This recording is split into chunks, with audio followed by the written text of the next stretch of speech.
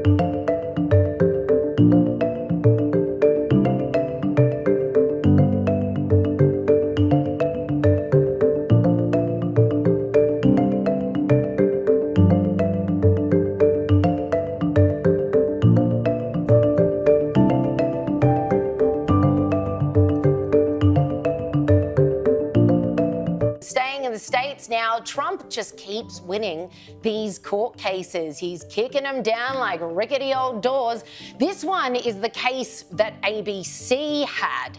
With him, they've decided to settle outside of court. It's much smarter doing it that way and a little less money. They've been ordered to pay him $15 million plus his legal fees. So I imagine the entirety of the sum is much, much bigger. This was, of course, due to George Stephanopoulos, an ABC host, claiming the president-elect was, quote, found liable for rape, end quote, which is patently untrue. We know that now. We've known that for a very long time. He didn't have a leg to stand on in telling his viewers that.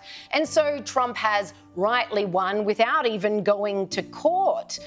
So here's MSNBC waxing lyrical about how terrible this is, what a massive payout it's going to be.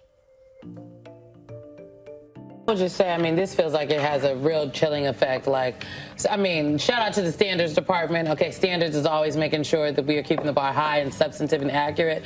But what George Stephanopoulos said in that interview, I mean, it seems to hold up with what the judge said after the fact. And now his news organization and himself, George Stephanopoulos himself, is paying $1 million of his own money to the lawyers, and ABC $15 million. It's insane.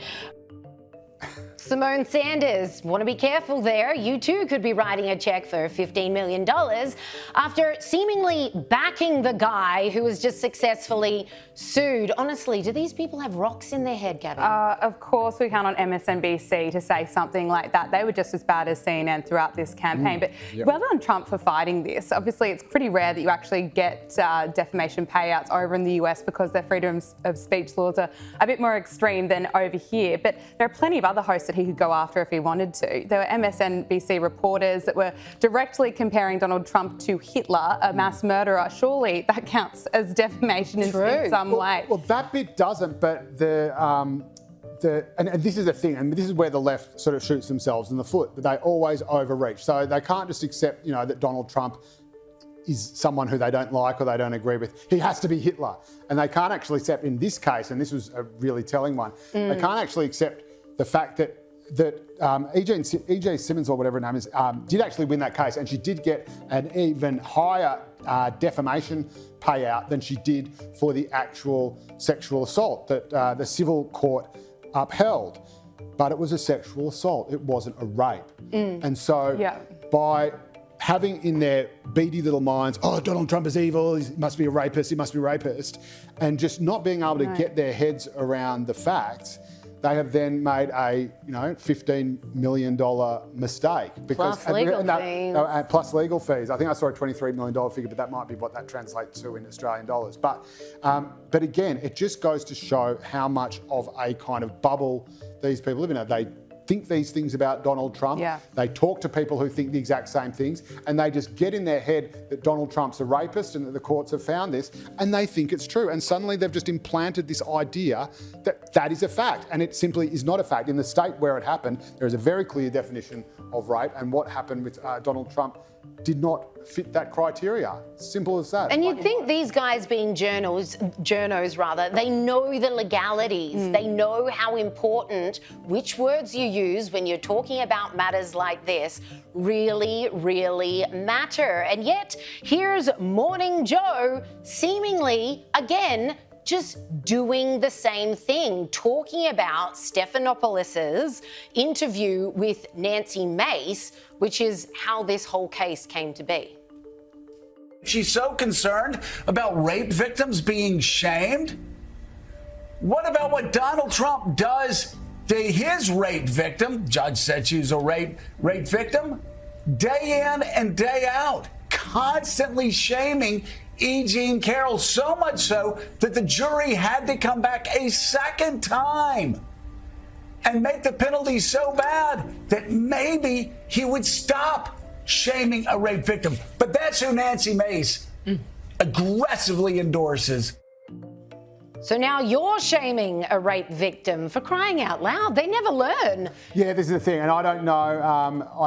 I haven't read the entire judgment against for E. Carrol against Donald Trump, and that was what I was saying before about how the jury came back and gave him even more in the defamation because he was talking about it.